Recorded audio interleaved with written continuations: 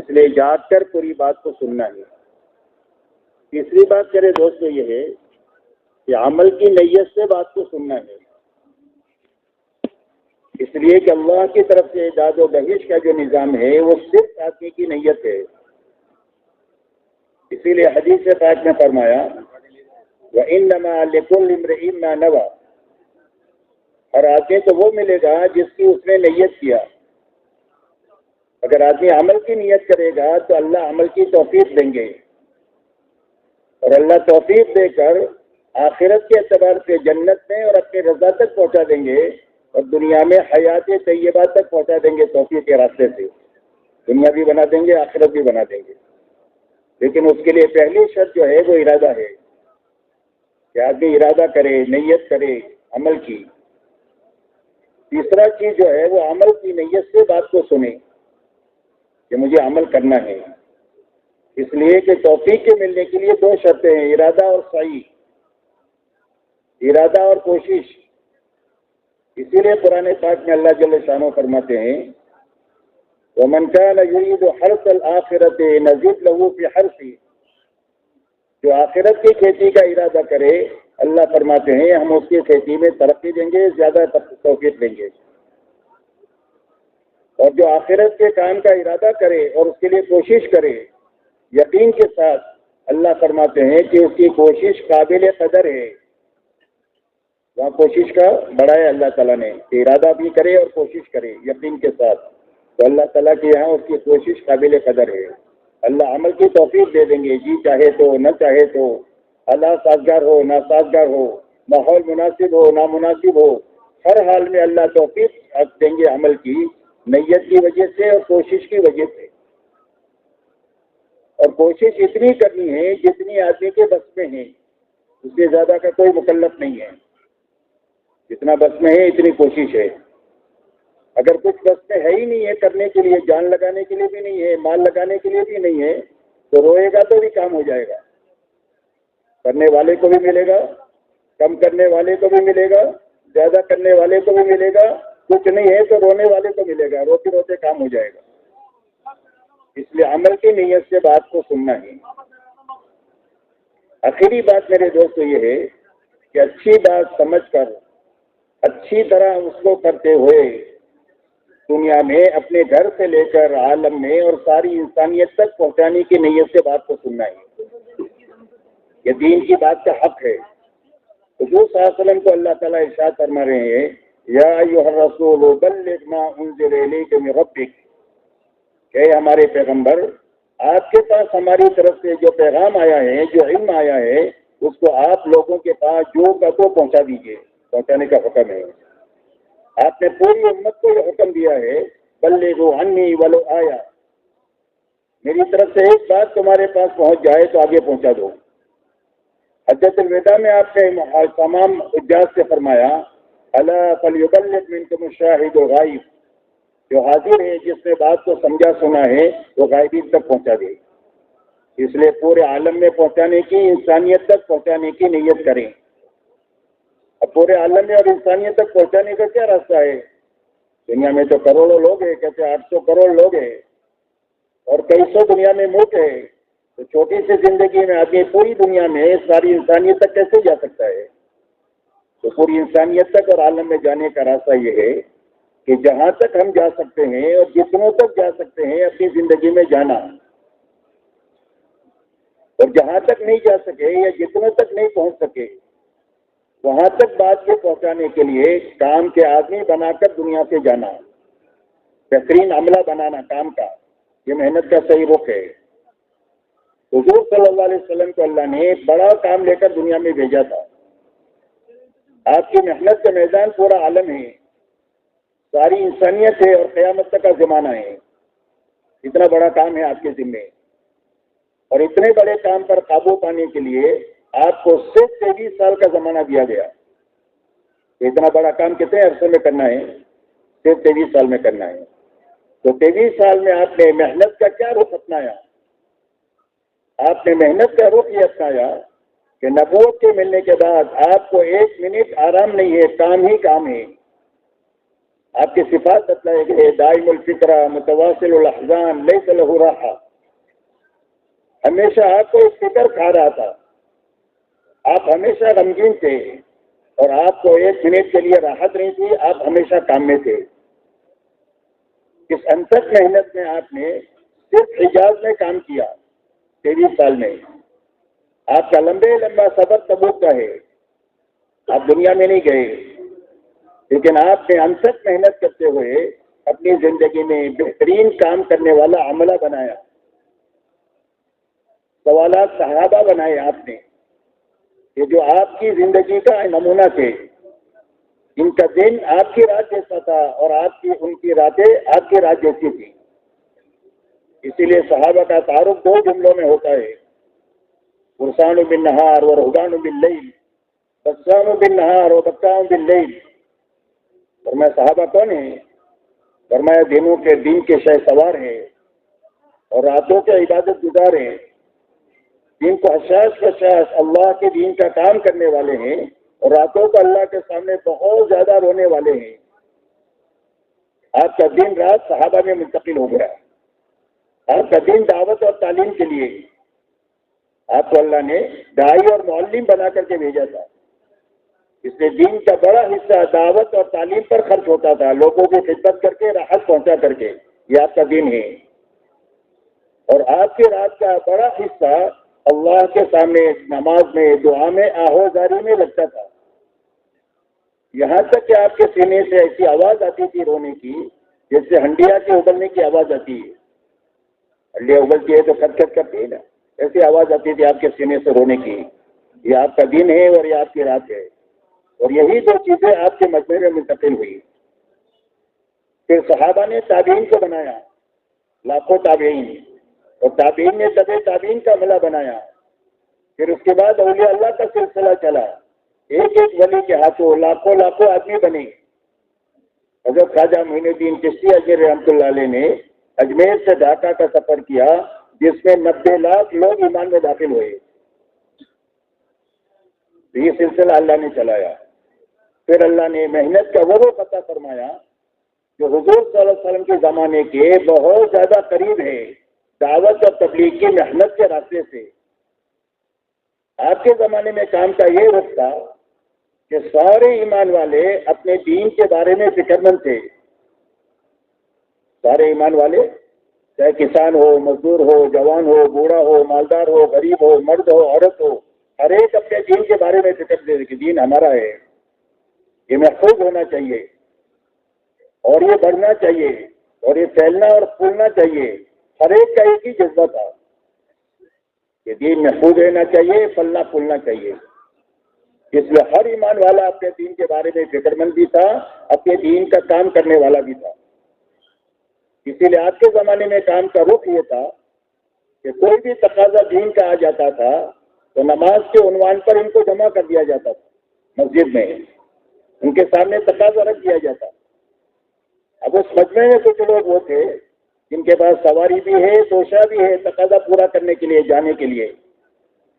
بڑا مجمع وہ ہے جس کے پاس میں سواری بھی نہیں ہے، توشہ بھی نہیں ہے، اور حضور صلی اللہ علیہ وسلم کے پاس اتنا مال نہیں ہے اور اتنی سواریاں نہیں ہیں کہ لوگوں کو توشہ بھی دے سکے اور سوار بھی کرا سکے۔ تو جن کے پاس استعداد ہے وہ تو چلے گئے، اور بڑا مجمع روتا ہوا رہ گیا۔ یہ کام کا رخ تھا جو آپ کے زمانے میں، کہ بڑا مجمع روتا ہوا رہ گیا۔ آپ نے فرمایا یہ رونے والے بھی جانے والوں کے ساتھ ہے، جو اللہ اکرام جانے والوں کا کرے گا وہی اکرام اللہ رونے والوں کا کرے گا۔ اس لیے میرے دوستو، یہ نیت کرے کہ بات کو لے کر جہاں تک جا سکتے جائیں گے، جہاں تک نہیں جا سکیں گے وہاں کے لیے کام کے آدمی بنائیں گے۔ یہ محنت کا رخ ایسا اللہ نے دیا ہے کہ اپنے گھر کے افراد بنے اس محنت سے، اپنے محلے کے سینکڑوں لوگ بنے، محنت کا ایسا رخ ہے محلے پر، اطراف کے محلوں پر، اطراف کی بستیوں پر محنت کا رخ ہے کہ جس میں آپ کی محنت سے اطراف کی بستیوں میں لوگ بنے۔ محنت کا ایسا رخ ہے کہ علاقوں اور ملکوں میں بھی کام کے لوگ بنے، ایسا محنت کا رخ ہے۔ فرد سے لے کر عالم کے بنانے کا کام کا رخ ہے جو اللہ نے ہم کو عطا فرمایا، کیونکہ ایسا ہی ہے۔ اس لیے پورے عالم کی نیت کر کے بات کو سنیں، اللہ ہمارے لیے آسان فرما دے۔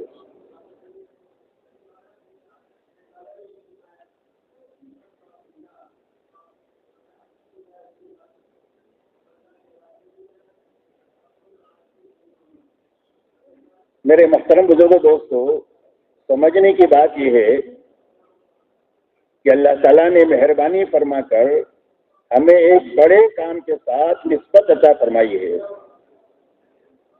اب ہمیں یہ سمجھنا ہے کہ یہ بڑا کام کس لیے ہے اور وہاں تک پہنچنے کے لیے راستہ کیا ہے۔ یہ دو چیزیں سمجھنا ہے، اس کام کا مقصد کیا ہے، وہاں تک پہنچنے کا راستہ کیا ہے، یہ دو چیزیں سمجھنی ہے۔ بڑا کام اس لیے ہے کہ مولانا الیاس صاحب رحمۃ اللہ علیہ فرماتے تھے کہ میں اس کام کو کار نبوت یقین کرتا ہوں۔ مولانا الیاس صاحب کیا فرماتے تھے؟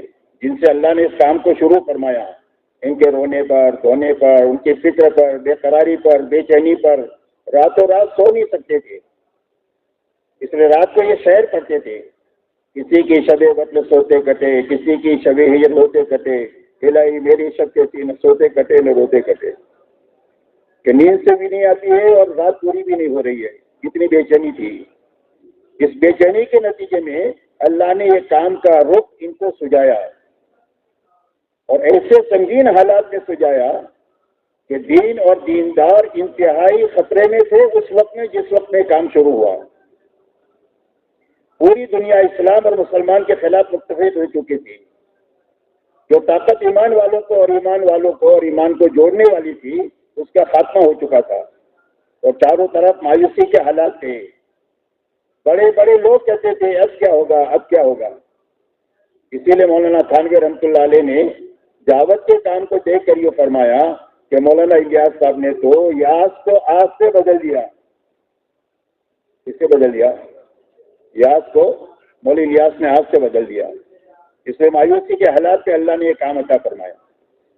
مولانا یہ فرماتے تھے کہ میں اس کام کو کار نبوت یقین کرتا ہوں۔ تو نبوت کا کام بہت بڑا کام ہوتا ہے۔ اللہ تعالیٰ نے قرآن پاک میں نبوت کی محنت کو بیان کیا ہے اور ان کی دعا کی طاقت کو تفصیل سے بیان کیا ہے کہ نبوت کا کام کیسے زمانے میں شروع ہوتا ہے۔ عام طور پر ایسے زمانے میں شروع ہوتا ہے جب انسانیوں میں دو بڑی بڑی بیماریاں پیدا ہو جاتی ہے، ایک جہالت پیدا ہو جاتی ہے اور ایک گمراہی پیدا ہو جاتی ہے۔ یہ بڑی بیماریاں ہیں۔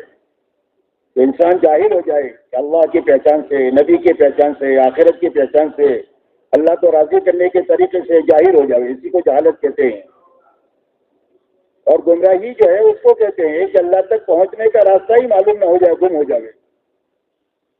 تو جہالت اور گمراہی جب عام ہو جاتی ہے تو اس وقت میں اللہ تعالیٰ نبوت کی محنت کو وجود بخشتے ہیں۔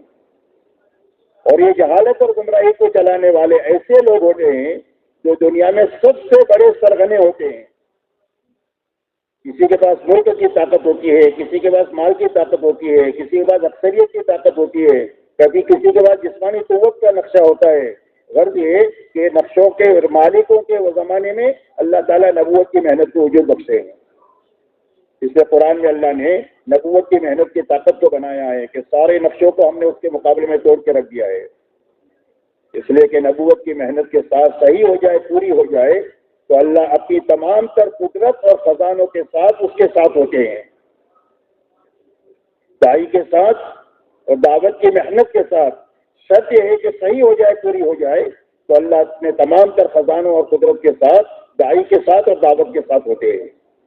اس لیے دنیا کی کوئی طاقت اللہ کا مقابلہ نہیں کر سکتی۔ اس لیے فرماتے تھے کہ میں اس کام کو، دعوت کا کام یقین کر کے کر رہا ہوں۔ بڑے آدمی کی کوئی بڑی بات ہے۔ جب ان سے پوچھا گیا کہ آپ اس محنت سے چاہتے کیا ہیں، کہ تبلیغ کی محنت سے آپ کیا چاہتے ہیں، اور میں تبلیغ کی محنت سے میں یہ چاہتا ہوں کہ اس محنت کو کرتے کرتے محنت کرنے والے وہاں تک پہنچے جہاں حضور صلی اللہ علیہ وسلم امت کو چھوڑ کر گئے تھے۔ یہ ہماری منزل ہے تبلیغ کی۔ کیا منزل بتائی؟ کہ محنت کرنے والے محنت کرتے کرتے وہاں پہنچے جہاں حضور صلی اللہ علیہ وسلم امت کو چھوڑ کر گئے تھے۔ تو حضور صلی اللہ علیہ وسلم امت کو کہاں چھوڑ کر گئے تھے، یہ سمجھنے کی ضرورت ہے۔ آپ پوری امت کو دو بنیادوں پر چھوڑ کر گئے تھے، یاد رکھیں۔ ہر فرد امت پہ دو بنیادیں تھی۔ ایک تو ہر فرد امت میں پورا دین اپنی حقیقت کے ساتھ تھا، پورا دین ہے اور حقیقت کے ساتھ ہے. جو کرنے کے کام کیے سارے کر رہے ہیں. جتنے بچوں سے بچنے کے لیے کہا ہے ساری چیزوں سے بچے ہوئے ہیں. جن صفات سے متصف ہونے کا حکم دیا ہے وہ صفات سے متصف ہے، اور جن رذائل سے پاک ہونے کے لیے کہا گیا ہے اس رذائل سے زندگی پاک ہے. تو پورا دین حقیقت کے ساتھ میں ہے. جو قرآن میں ہے وہ زندگی میں ہے. کانو کتاب اللہ یمشون علی الارض، زمین پر چلنا کی کرتی پھرتی کتاب سے ہے. جسے قرآن سمجھنا ہوتا ہے ان کی زندگی کو دیکھ کر سمجھ سکتا ہے. قرآن وہ ہے جو ان کی زندگی ہے. یہاں تک کہ غیروں نے اس کی طاقت کو سمجھا کہ ان کے پاس کیا سرمایہ ہیں. تاریخ میں ایک واقعہ آتا ہے کہ جب ایک بڑی طاقت کے سامنے مسلمانوں کو کسی موقع پر معرکہ میں آزمانا لگنا پڑا اور ایمان والوں کو اللہ نے کامیابی عطا فرمائی، تو مخالفین نے اپنے جاسوسی نظام کو بلایا اور بلا کر یہ پوچھا کہ یہ بتاؤ تمہارے سامنے والے تمہارے سے تعداد میں زیادہ تھے یا تمہارے پاس تربیت میں زیادہ تھے؟ تعداد ان کی زیادہ تھی، تمہاری کم تھی، یا ان کا عسکری نظام تربیت کا زیادہ اچھا تھا تمہارے سے یا کم تھا، یا ان کے پاس سامان و سامان زیادہ تھا یا تمہارے پاس میں زیادہ تھا؟ دونوں نے کہا کہ ان کے پاس میں تعداد بھی نہیں تھی، سامان بھی نہیں تھا، تربیت میں بھی ہم سے اچھے نہیں تھے، اس لیے کہ تو قبائل جمع ہوئے تھے آپس میں، یہ چیزیں نہیں دی. فرمایا کیوں کہ ہار گئے تم، کیوں جیت گئے؟ تو انہوں نے 3 باتیں بتلائی. ایک نے یوں کہا کہ میں نے بہت باریکی سے ان کا مطالعہ کیا تو ان کو اچھے کاموں کا عادی پایا، معروفات کو بیان کیا اس کے جس کا اللہ نے قرآن میں حکم دیا ہے. دوسرے نے کہا میں نے بہت باریکی سے ان کی زندگی کو دیکھا تو اس میں کا کوئی بھی برائی کا کام کرنے والا نہیں تھا، شرابی نہیں تھا، کبابی نہیں تھا، بدکار نہیں تھا، برائیوں سے پاک ہونے کو بیان کیا. تیسرے نے یوں کہا کہ میں بہت باریکی سے ان کو دیکھتا رہا کہ جب کبھی بھی جان دینے کا موقع آتا تھا تو ہر آدمی کی چاہت یہ ہوتی تھی کہ میں پہلے کام آؤں، میرا بھائی بعد میں کام آئے. تو جو کہ آدمی نے سچی بات کہی. قرآن میں اللہ نے انہی 3 چیزوں کو بیان کیا ہے، معروفات بیان کیا ہے، کرنے کا حکم دیا ہے، منکرات بیان کیا ہے، اس سے بچنے کا حکم دیا ہے، اس کے لیے کوشش کرنے کا حکم دیا ہے، کوشش کرنے والوں کے واقعات کو تفصیل سے قرآن میں بیان کیا ہے، نبیوں کے واقعات کو. اس لیے میرے دوستو حضور صلی اللہ علیہ وسلم جب دنیا سے گئے ہیں تو امت کو پورے دین پر چھوڑ کر گئے ہیں اور پوری امت کو چھوڑ کر گئے. پہلی بنیاد ہے. دوسری بنیاد میرے دوستو یہ ہے کہ 100% ایمان والوں نے اپنی جان اور مال کو اللہ کے اور اللہ کے دین کی محنت کے مقابلے میں بے قیمت بنایا تھا کہ ہمارے جان مال کی کوئی بھی قیمت نہیں ہے. ایک جان کا تقاضا ہے تو ایک جان لگا سکتے ہیں. گھرانہ اور برادری لگانے کا تقاضا ہے تو گھرانہ اور برادری کو سارا دین پر لگا سکتے ہیں، اس لیے کہ اللہ بڑے، اللہ کا دین بڑا. اس لیے اپنی جان کو بے قیمت بنایا اور اپنے مال کو بے قیمت بنایا کہ اللہ کے دین کے لیے، دین کی محنت کے لیے 1 لگانا پڑے گا تو 1 لگائیں گے، 100 لگانا پڑے گا تو 100 لگائیں گے، اور جھاڑو مار کر لگانا پڑے گا تو جھاڑو مار کر لگائیں گے، اس یقین کے ساتھ نہیں کہ جب اللہ کے نسبت پر لگا دیں گے تو اللہ اجاڑیں گے نہیں، اللہ آباد کر دیں گے. اس لیے کہ اللہ سے جو معاملہ کرتا ہے وہ کبھی گھاٹے میں نہیں رہتا، یاد رکھے. حضرت صہیب جو ہے وہ مکہ مکرمہ سے ہجرت کر کے مدینہ منورہ گئے تو مکے والوں نے سارا ان کے پاس سے لے لیا، جو کچھ کمائے تھے مکہ میں سب لے لیا. پہنے کپڑے پہنچے یہ قبا میں. آپ کا قیام ابھی تک قبا میں تھا. آپ نے ان کو دیکھ کر یہ فرمایا ربیع البیع یا ابا یحییٰ، ان کی کنیت ہے ابو یحییٰ، کہ ابو یحییٰ بہت بڑا سودا کر کے آئے، نفع کا سودا کر کے آئے. حالانکہ لوگ پٹا کر آئے تھے، پہنے کپڑوں میں آئے تھے. تو کیا فرمایا؟ بہت نفع کا سودا کر کے آئے ہو. جو آتا ہے تاریخ میں کہ مدینہ منورہ میں جو بہت خرچ کرنے والے تھے وہ حضرت صہیب تھے. ایک مرتبہ حضرت عمر نے فرمایا کہ صہیب تم اسراف کرتے ہو، اور میں خیر کے کام میں اسراف نہیں ہوتا، کتنا بھی لگایا جائے میں خیر کے کام میں لگاتا ہوں.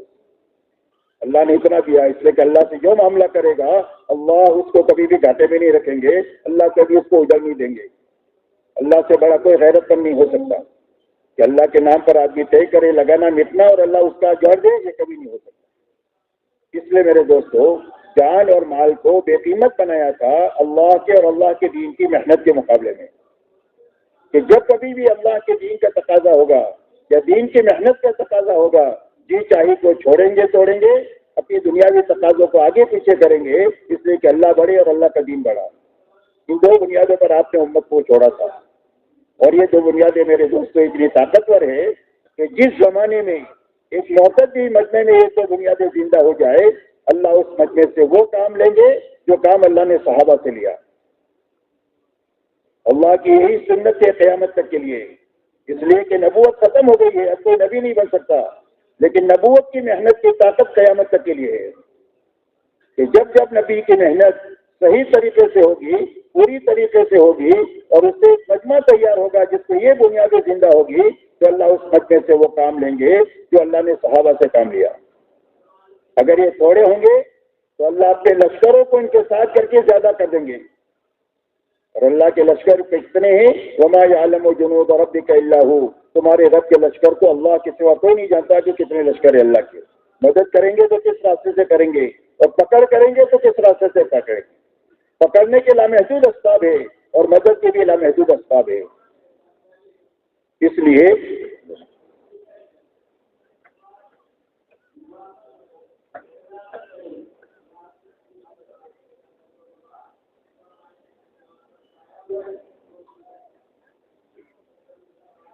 تعداد کم ہوگی تو اللہ اپنے لشکروں سے تعداد کو پوری کر دیں گے، اور اگر وہ کمزور ہوں گے تو فرمایا اپنی قوت تمہارے ساتھ ملا کر تم کو قوی بنا دوں گا، اور دنیا کی کوئی طاقت تمہارا بال بیکار نہیں کر سکتی ہے۔ شرط یہ ہے کہ یہ دو بنیادیں زندہ ہو جائیں۔ اس لیے تبلیغ کی محنت ان دو بنیادوں کو زندہ کرنے کے لیے ہے، ایک پورا دین زندگی میں لانے کے لیے ہے، ایک محنت کا صحیح رخ زندگی میں قائم کرنے کے لیے ہے۔ کہ وہ کس کے لیے ہے؟ ان دو چیزوں کے لیے۔ اس لیے کہ ہر انسان کی زندگی کا مقصد یہ دو چیزیں ہیں، ایک استقامت ہے، ایک نصرت ہے۔ استقامت کہتے ہیں دین کے پابند بننے کو، پابندی کے ساتھ یہ، پابندی کے ساتھ مرے۔ کہ دین کے پابند ہونے کا نام استقامت ہے، کہ دین میں کمال ہو، دین میں حقیقت ہو۔ کمال کے معنی یہ ہے کہ ایمان کامل ہو، اتباع کامل ہو، سب سے پہلی بنیاد ہے لا الہ الا اللہ محمد رسول اللہ میں۔ عبادت پوری ہو، عبادت میں حقیقت ہو۔ نماز آدمی کو بے حیائی سے روک دے، یہ نماز کا کمال ہے اور یہ حقیقت ہے نماز کی۔ روزہ زندگی میں تقویٰ پیدا کر دے، یہ روزے کی غایت ہے۔ زکوٰۃ سے آدمی کے اندر کا بخل ختم ہو جائے، یہ اس کی غایت ہے روزے کی۔ حج کی غایت یہ ہے کہ زندگی میں کامل اطاعت زندہ ہو جاوے، اس لیے عبادت اچھے سے اچھی بن جاوے، یہ معنی ہے دین میں استقامت کے۔ ہماری معاشرت کی بنیاد عدل بن جائے، انصاف بن جائے، کہ جو اپنے لیے پسند کریں گے سارے ایمان والوں کے لیے وہ چیز پسند کریں گے، جس کو انصاف کہتے ہیں۔ حق بھی دیں گے، حق سے زیادہ دیں گے، اس کو احسان کہتے ہیں۔ ہماری معاشرت میں عدل آ جائے، احسان آ جائے، ہماری معاشرت میں احسان ایثار آ جائے، کہ کبھی ضرورت کو لٹکانا پڑے گا تو اٹکا کر کے اپنے بھائی کے کام آئیں گے، جس کو ایثار کہتے ہیں۔ حیا کے ساتھ جئیں گے، حیا ایمان کا بہت بڑا شعبہ ہے، اسی لیے فرمایا اذا فاتک الحیا فافعل ما شئت، ورنہ حیا ختم ہو گئی تو اس کے بعد جو چاہے آدمی کرے۔ تو حیا کے ساتھ ہماری معاشرت آئے اور ہماری زندگیوں میں سادگی آئے۔ سادگی اور حیا یہ حضور صلی اللہ علیہ وسلم کی معاشرت کی بنیاد ہے۔ انصاف، احسان، ایثار یہ حضور صلی اللہ علیہ وسلم کی معاشرت کی بنیاد ہے۔ دنیا میں جتنا فساد ہے اس کی یہ دو بنیادیں ہیں، اسراف اور بے حیائی۔ فضول خرچی اور بے حیائی سے پوری دنیا میں فساد ہے۔ اگر دنیا سے فساد ختم کرنا ہے، یہ دو چیزیں ختم ہو جائے تو فساد ختم ہو جائے گا دنیا سے۔ اس لیے معاشرت میں یہ بنیادیں آئے ہیں۔ ہمارے معاملات میں سچائی اور امانت داری آئے۔ دنیا کے ہر انسان کے اندر میں اللہ نے 5 ضرورتیں رکھی ہے، کھانا ہے، کپڑا ہے، مکان ہے، سواری اور شادی ہے۔ ان ضرورتوں کو حلال طریقے سے حاصل کرے، سنت طریقے پر پوری کرے، یہ معنی ہے۔ حرام سے بچے، اسراف سے بچے، تاکہ سچائی آئے، امانت داری آ جائے، یہ معنی ہے استقامت کے۔ ہمارے اخلاق میں بلندی آ جائے کہ ہم ہر ایک کو نفع پہنچانے والی زندگی جیے، ہمارے سے کسی کو نقصان نہیں پہنچے۔ اور اخلاق کا خلاصہ حضور صلی اللہ علیہ وسلم نے چند باتوں میں بتایا ہے۔ یہ فرمایا جو تمہارے ساتھ برائی کرے اس کے ساتھ بھلائی کرو، جو تمہارے پر ظلم و زیادتی کرے اس کو درگزر کرو، معاف کرو۔ معاف کرنا آسان ہے، بدلہ لینا مشکل ہے۔ جو رشتے داری کو توڑے اس کے ساتھ رشتے داری کو جوڑو، اس لیے کہ رشتے داری کو توڑ کر شب قدر میں بھی آدمی کی مغفرت نہیں ہوتی، اور بیت اللہ جا کر کے حجر اسود کے سامنے بھی اس کی مغفرت نہیں ہوتی جو رشتے داری کو توڑ کر کے جیتا ہے۔ فرمایا رشتے داریوں کو جوڑ کر کے زندگی گزارو، اور جو تمہیں کبھی چائے پانی کا نہ پوچھے اس کو کھلاؤ پلاؤ۔ ہمارے اخلاق میں یہ بنیادیں آئے، ہماری نیتوں میں اللہ آئے، آخرت آئے۔ ہم دنیا میں کیا چاہتے ہیں؟ تو کچھ نہیں چاہتے، صرف اللہ کو چاہتے اور آخرت کو چاہتے اور کچھ نہیں چاہتے۔ اسی لیے تبلیغ میں ہر آدمی کو یہ حکم ہے کہ اپنی جان مال لگائے، تاکہ جان مال لگاتے رہنے کی برکت سے بڑا بننے کا جذبہ بھی ختم ہو جائے اور مال کی محبت بھی ختم ہو جائے، مٹی کا ڈھیر اور سونے کا ڈھیر دونوں کی نگاہ میں برابر ہو جائے اور بڑا بننے کا جذبہ ختم ہو جائے۔ اس کے لیے تبلیغ میں یہ جان مال لگانا ہے کہ ہر آدمی اپنی جان مال لگا کر کے اپنی جان مال کی اور اقتدار کی حوث ختم کر کے صرف اللہ کو اپنی منزل بنائے اور آخرت کو اپنی منزل بنائے۔ آپ نے پوری امت کو آخرت کی بنیاد پر اٹھایا ہے۔ اسی لیے انصار مدینہ جب حضور صلی اللہ علیہ وسلم کے پاس آئے ہیں بیعت کے لیے تو انہوں نے پوچھا علما نبایع کیا رسول اللہ، اللہ کے رسول ہم آپ سے کس چیز پر بیعت کریں؟ یعنی آپ کا دامن تھامیں گے، آپ کو مدینہ منورہ آنے کی دعوت دیں گے تو ہم کو کیا کرنا پڑے گا؟ یہ معنی ہے بیعت کے۔ تو آپ نے چند شرائط پیش کیا، وہ شرائط ہم سب کے لیے ہے، پوری امت کے لیے ہے، قیامت تک کے لیے ہے۔ فرمایا تبایعونی علی السمع والطاعۃ فی المنشط والمکرہ، فرمایا اس بات پر بیعت کرو کہ میری بات کو سنو گے اور مانو گے، جی چاہے تو اور نہ چاہے تو۔ اسے تو جی تو باولا ہوتا ہے، کبھی چاہتا ہے کہ نہیں چاہتا، تو جی چاہے کر نہیں چلو گے، میری بات کو سنو گے اور مانو گے ہر حال میں، اس پر بیعت کرو۔ والنفع فی العسر والیسر، دین کے لیے خرچ کرو گے خوشی وسعت میں بھی اور تنگی میں بھی، دین کے لیے خرچ کرو گے وسعت میں بھی اور تنگی میں بھی، اس پر بیعت کرو۔ وعلی الامر بالمعروف والنہی عن المنکر، اس بات پر بیعت کرو کہ بھلائی کو دنیا میں پھیلانے کا کام کرو گے اور برائی کو مٹانے کا کام کرو گے، اس پر بیعت کرو۔ وعلی ان تقولوا فی اللہ حق لا تخافوا فی اللہ لومۃ لائم، حق بات حق طریقے سے دنیا میں کہو گے، کسی کی ملامت سے ڈرو گے نہیں کہ کون کیا کہے گا کون کیا کرے گا، اس لیے کہ حق کے ساتھ اللہ کی تائید اور مدد ہوتی ہے، اس کو گھبرانے کی ضرورت نہیں، اور میں حق بات حق طریقے سے کہو گے، اس پر بیعت کرو۔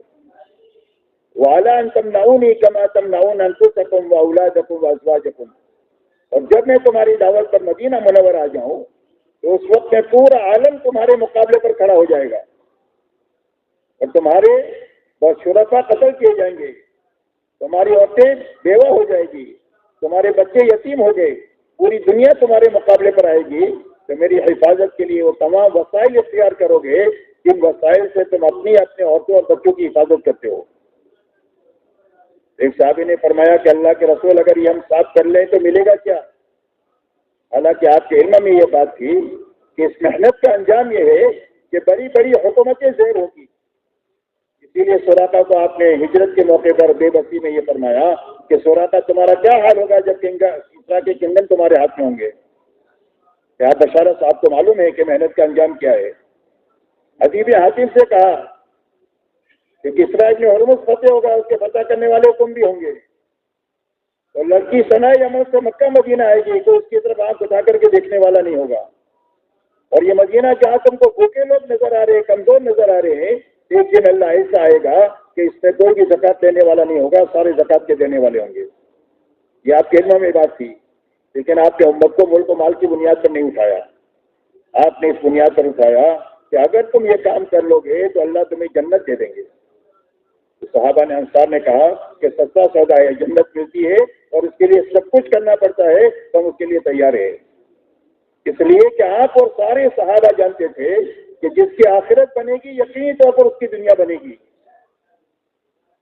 اس لیے کہ دنیا آخرت کا سایہ ہے، جس کی آخرت بننا شروع ہوگی اس کے بناؤ کے آثار دنیا میں حیات طیبہ کی شکل میں ظاہر ہوں گے۔ یہ پکی چکی قرآن کی باتیں ہیں، اور جس کی آخرت اجڑنا ہوگی، چاہے ملک کا مالک ہو، چاہے حکومت کا مالک ہو، چاہے کروڑ پتی ارب پتی ہو، چاہے بڑی بڑی انڈسٹری کا مالک ہو، لیکن جس کی آخرت اجڑے گی اللہ اس کی دنیا کو تنگ کر دیں گے، معیشت دنکا سے اس کو مبتلا کریں گے۔ قرآن میں معیشت دنکا کا لفظ استعمال کیا اللہ نے کہ اس کی زندگی کو مجاڑ دیں گے۔ مال ہوگا، اسباب ہوں گے، لیکن راحت نہیں ہوگی، اس لیے کہ راحت اللہ کے خزانے سے آتی ہے، ملک و مال سے، چیزوں سے نہیں آتی ہے۔ اس لیے میرے دوستو اپنے آخرت کی بنیاد پر اٹھایا، اس لیے دین میں کمال پیدا ہو جائے، نصرت کے ساتھ میں پوری زندگی گزرے کہ دین کی مدد کرتے ہوئے دنیا میں جئیں گے۔ یہ دو ذمہ داری ہے، استقامت اور نصرت۔ استقامت دین کے پابند ہونے کو کہتے ہیں کہ پوری دینداری کے ساتھ جیے، پوری دینداری پر مرے۔ ہم سے مطالبہ موت تک استقامت کا ہے۔ فرمایا وَاعْبُدْ رَبَّكَ حَتَّىٰ يَأْتِيَكَ الْيَقِينُ۔ حضور صلی اللہ علیہ وسلم کو حکم دیا گیا کہ اللہ کی اطاعت میں، عبادت میں لگے رہو، کب تک؟ فرمایا موت تک۔ لَا تَمُوتُنَّ إِلَّا وَأَنْتُم مُسْلِمُونَ۔ فرمایا مسلمان ہو کر کے مریو، فرما بردار بن کر کے مریو۔ تو فرما بردار بن کر کون مرے گا؟ جو فرما بردار بن کر جیے گا وہ فرما بردار بن کر کے مرے گا۔ جیسی زندگی ہے ایسی موت ہے، اور جیسی موت ہے ایسا قیامت کے دن اٹھنا ہے۔ اس لیے پوری زندگی استقامت کے ساتھ رہنا، پوری زندگی اللہ کے دین کی نصرت اور مدد کے ساتھ گزارنا، یہ دو ذمہ داری ہر ایمان والوں کی ہے۔ آپ نے پوری امت کو ان دو بنیادوں پر اٹھایا ہے، اور پوری امت نے دو چیزوں کو آپ نے پیدا فرمایا، اور جب یہ دو پیدا چیزیں ہو گئی تو اللہ نے ان چیزوں پر اس چھوٹی اور کمزور جماعت کے ہاتھوں بڑا کام لیا۔ جو بڑا کام لیا کہ دین قائم ہو گیا دنیا میں، وسائل نہیں ہے، چیزیں نہیں ہیں، سامان نہیں ہے، صرف دین ہے اور دین کی محنت ہے، صحیح محنت ہے۔ تو دین قائم ہو گیا اور صدیوں تک کے لیے قائم ہو گیا۔ کروڑوں کروڑ انسان غلط زندگیوں سے توبہ کر کے ہدایت اور جنت کے راستے پر آئے، اور ایک سال کے لیے نہیں ہوا، صدیوں تک کے لیے ہوا۔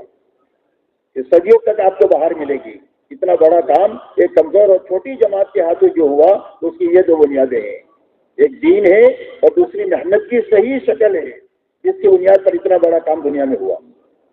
مولانا الیاس صاحب رحمۃ اللہ علیہ فرماتے تھے کہ میں اس محنت سے یہ چاہتا ہوں کہ محنت کرتے کرتے محنت کرنے والوں میں یہ دو چیزیں زندہ ہو جائیں، ایک دین پر چلنے کی طاقت پیدا ہو جائے تاکہ پورا دین حقیقت کے ساتھ زندہ ہو جائے، محنت کی صحیح شکل زندگی میں قائم ہو جائے، جس کی وجہ سے جان مال ان کی نگاہوں میں بے قیمت بن جائے، اس کی حوث بھی ختم ہو جائے اور اس کی محبت بھی ختم ہو جائے، ضرورت کے مطابق استعمال کر سکتے ہیں، اس میں کوئی حرج نہیں ہے، لیکن للچائی نگاہ سے دنیا کو دیکھنا چھوڑ دے۔ یہ دو باتیں پیدا کرنا میں اس محنت سے چاہتا ہوں، اللہ نے اس کے لیے محنت عطا فرمائی ہے۔ اب اس محنت میں میرے دوستوں دو چیزیں ہیں، ایک پھرنا ہے، ایک مقامی محنت ہے، دونوں مل کر محنت بنتی ہے، اور دونوں جماعتیں آپ نے بنائی ہے، حضور صلی اللہ علیہ وسلم نے۔ آپ کی 23 سالہ دور نبوت میں دو ہی جماعتیں بنی، تیسری کوئی جماعت نہیں ہے، یا مہاجرین ہے یا انصار ہے، اور دونوں جماعتوں کے بارے میں قرآن میں اللہ نے فرمایا کہ یہ دونوں سچے لوگ ہیں۔ للفقراء المهاجرين الذين اخرجوا من ديارهم واموالهم يبتغون فضلا من الله ورضوانا وينصرون الله ورسوله اولئك هم الصادقون۔ یہ مہاجرین کے بارے میں فرمایا، یہ سچے لوگ ہیں۔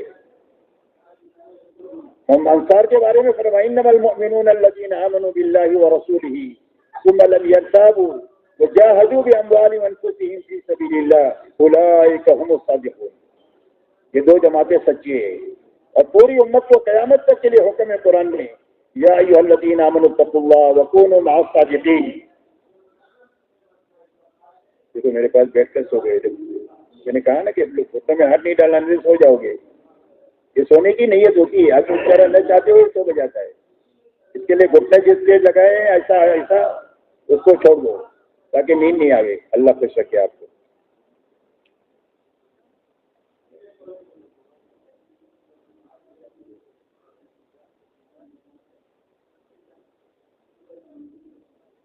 تو اللہ سارے ایمان والوں سے مخاطب ہے کہ اللہ سے ڈر کر زندگی گزارو، منمانی زندگی نہ گزارو، اور ان سچے لوگوں کے ساتھ رہو، یعنی مہاجر و انصار کی چال چلو۔ مولانا الیاس صاحب رحمۃ اللہ علیہ فرماتے تھے کہ ایک آدمی نقل و حرکت میں بھی نہیں ہے اور ایک آدمی مقامی محنت میں بھی نہیں ہے، تو کیسا مسلمان ہے؟ مسلمان کے کرنے کے یہی دو کام ہیں، یا تو اللہ کے دین کی محنت کے لیے پھر رہا ہوگا یا پھر کر آنے کے بعد گھر کاروبار کو دیکھتے ہوئے سنبھالتے ہوئے اللہ کے دین کا کام کرتا ہوگا. تیسرا کوئی کام ہی نہیں ہے مسلمان کا. اسی پر جینا ہے, اسی پر مرنا ہے. اور اللہ کی رضا مہاجر و انصار کے ساتھ ہے, ان کے پیچھے چلنے والوں کے ساتھ ہے. اسی لیے قرآن پاک میں اللہ فرماتے ہیں والسابقون الاولون من المہاجرین والانصار والذین اتبعوهم باحسان رضی اللہ عنہم ورضوا عنہ. اور میں سابقین اولین مہاجر و انصار میں کے اور جو ان کے پیچھے پیچھے اخلاص کے ساتھ میں چلے, اور میں اللہ ان سے بھی راضی ہو گیا, پیچھے چلنے والوں سے بھی اللہ راضی ہو جائے. اس لیے ہماری محنت کی یہ دو بنیادیں ہیں, اور ان دونوں محنتوں سے ایک ہی چیز مقصود ہے. یہ دونوں محنت کرتے کرتے ہر ایک کی زندگی میں دین پر چلنے کی پوری پوری طاقت پیدا ہونی چاہیے, اور محنت کا صحیح رخ اس محنت سے زندہ ہونا چاہیے. یہ دو چیزیں پیدا کرنے کے لیے تبلیغ ہے. اب دین پر چلنے کی طاقت کیسے پیدا ہوگی؟ دین پر چلنے کی طاقت پیدا کرنے کے لیے اس محنت میں سب سے پہلا کام دل کو بنانا ہے. دل بنے گا تو دین بنے گا. دل نہیں بنا تو زندگی میں تبلیغ کر کے دین نہیں بن سکتا. سارے نبیوں کی محنت کا میدان انسانوں کے دل ہے. حضور صلی اللہ علیہ وسلم ارشاد فرماتے ہیں الا ان فی الجسد لمضغہ اذا صلحت صلح الجسد كله واذا فسدت فسد الجسد كله الا وهي القلب. ورنہ سن لو, ان کا انسان کے گوشت جسم میں گوشت کا ایک لوتڑا ہے, اگر وہ صحیح ہو جائے تو پورا جسم صحیح ہو جائے, اور اگر وہ بگڑ جائے تو سارا جسم بگڑ جائے. اور وہ دل ہے. اس لیے سب سے پہلے نبیوں کی محنت کا میدان انسانوں کا دل ہے. ہماری محنت میں سب سے پہلے محنت کرنے والے کا دل بننا چاہیے, اور دل کا بننا یہ ہے کہ دل میں اللہ آ جائے, نبی آ جائے, آخرت آ جائے. یہ دل کا بننا ہے. کون آئے؟ اللہ آئے. اللہ کے آنے کی کیا معنی؟ اللہ کے آنے کے معنی یہ ہے کہ اللہ سے محبت پیدا ہو جائے. 8 چیزوں کی محبت کم ہو جائے, اللہ کی محبت بڑھ جائے. قرآن میں اللہ نے 8 چیزوں کو بیان کیا ہے 3 چیزوں کے مقابلے میں. قل ان کان آباؤکم وابناؤکم واخوانکم وازواجکم وعشیرتکم واموال اقترفتموها وتجارة تخشون كسادها ومساكن ترضونها احب اليكم من الله ورسوله وجهاد في سبيلي فتربصوا حتى ياتي الله بامره والله لا يهدي القوم الفاسقين.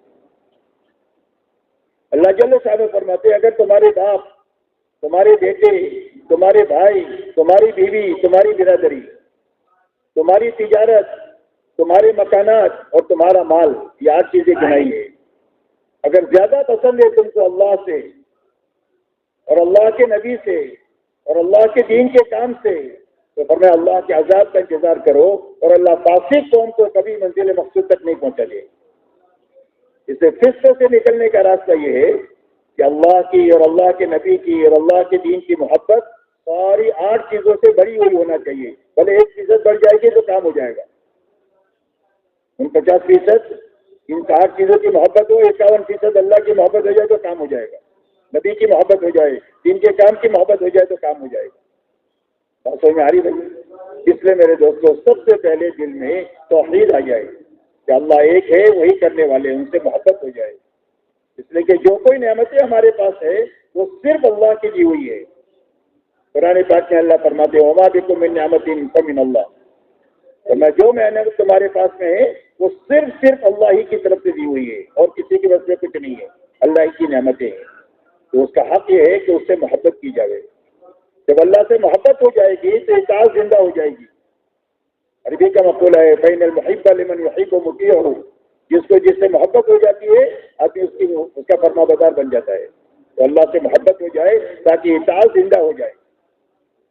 دوسرا اللہ کی ناراضگی کا ڈر پیدا ہو جائے کہ کہیں محبوب ناراض نہ ہو جائے. جب ناراضگی کا ڈر پیدا ہو جائے گا تو آدمی حرام سے بچ جائے گا. حرام سے بچنے کی جو طاقت پیدا ہوگی وہ اللہ کے ڈر کی وجہ سے پیدا ہوگی. اللہ کی ناراضگی کا ڈر پیدا ہو گیا تو حرام سے بچ جائے گا کہ اللہ ناراض نہیں ہونا چاہیے. تیسری چیز دل میں اللہ کا یقین پیدا ہو جائے کہ زندگی کے بننے کی بنیاد صرف اللہ ہے.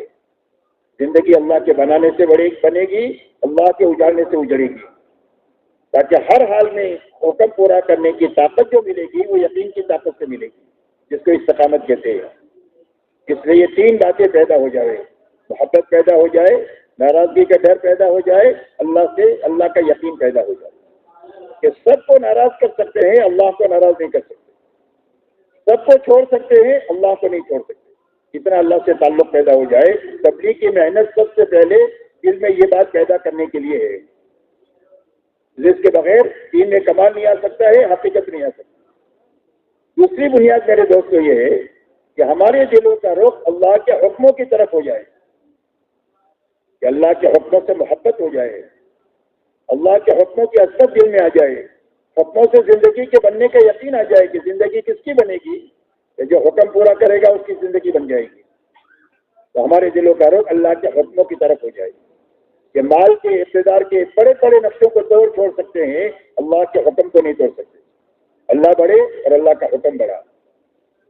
کتابوں میں یہ آتا ہے کہ حضرت عثمان غنی رضی اللہ تعالیٰ عنہ کو جب باغیوں نے مدینہ منورہ میں گھیر لیا اور قتل کرنے کا ارادہ کیا تو ایک سوال کیا انہوں نے کہ اگر خلافت سے دستبردار ہو جاؤ تو ہم آپ کو شہید نہیں کریں گے، قتل نہیں کریں گے۔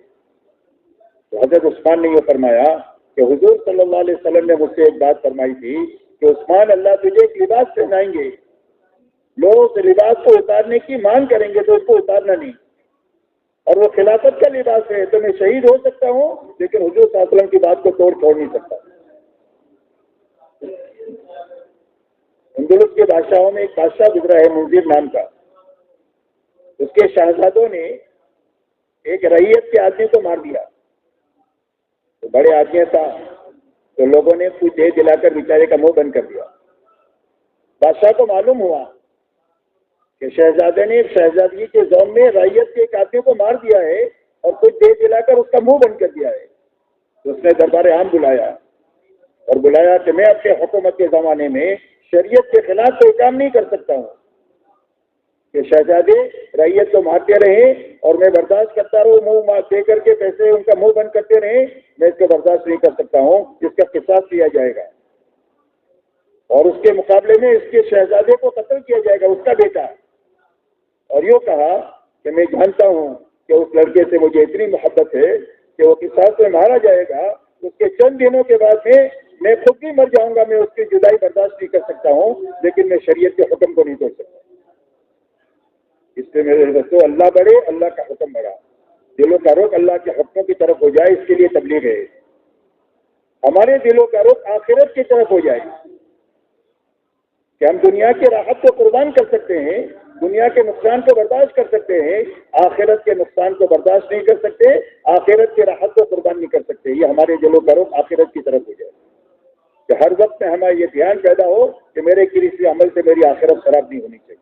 یہ تین بنیادیں پیدا ہو جائے گی دل میں تو دل بن جائے گا، دل بن جائے گا تو پورا دین حقیقت کے ساتھ زندگیوں میں آتا چلا جائے گا۔ یہ پہلی غرض ہے تبلیغ کی۔ تو ابھی یہ دل کیسے بنے گا؟ صرف پھرنے سے نہیں بنے گا، یاد رکھیں۔ پھرنے کے زمانے میں جو کرنے کے کام ہیں ان کاموں کی پابندی سے دل بنے گا، جو بچنے کی چیزیں ہیں اس سے بچنے سے وہ دل بنے گا۔ کرنا بچنا یہی بنیاد ہے دل کے بننے کی۔ کیا بنیاد ہے؟ کرنا اور بچنا۔ تو کرنے میں کیا ہے تبلیغ میں؟ تبلیغ میں سب سے پہلی بنیاد 6 صفات ہے، یاد رکھو۔ 6 صفات پورا دین نہیں ہے، لیکن زندگی میں پورا دین حقیقت کے ساتھ آ نہیں سکتا 6 صفات کے بغیر۔ اچھی طرح یاد رکھیں یہ بات، پکی چکی باتیں کر رہا ہوں میں آپ سے۔ پورے دین کو حقیقت کے ساتھ زندگی میں لانے کے لیے 6 صفات ہے۔ 6 صفات آئیں گے تو دین حقیقت کے ساتھ زندگی میں آئے گا۔ کوئی بھی عمل اللہ کے مقبول ہوگا جب 6 صفات کی رعایت کے ساتھ عمل کیا جائے گا، ورنہ وہ مردود عمل۔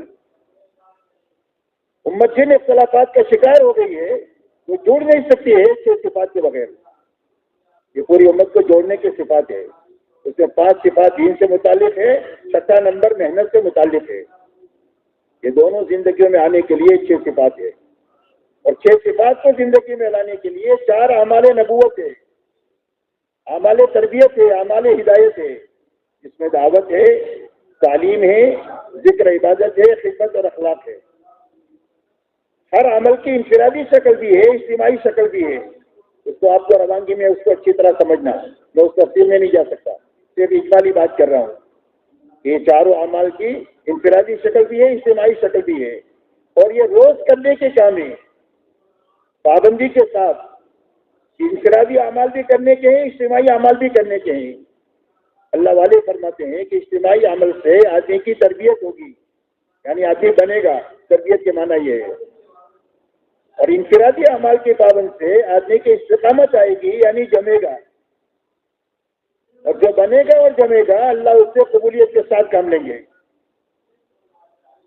جو بنے گا اور جمے گا اس سے اللہ کیا لیں گے؟